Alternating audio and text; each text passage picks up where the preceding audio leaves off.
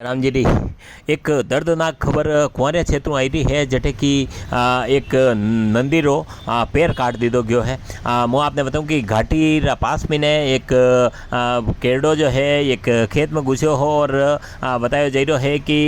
खेत वाले जो है वनी रो पैर काट दीदो है। ये जो है ये केरडा रा मालिक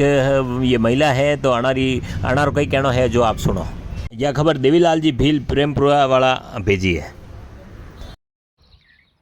हाँ भाई वो आपको केरडो नहीं हाँ। અને કે કિસાન કઈ ગયો अरे बड़ी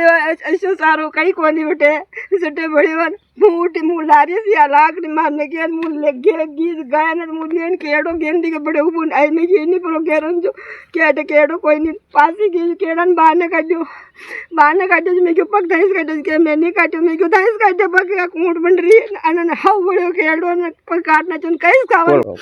हां आप लोग के नाम नरबला आगे गई कनी समाज में साल भी ठीक घाटी का हाँ ठीक है हनी ऊपर काट नहीं क्यों अब मैं गए सारो काट रहा क्यों कहते बहन मुँह की कर ले जाऊँ ठीक 2 घंटा ने जा रोता नहीं मारवा कोई बेड़ो नहीं रो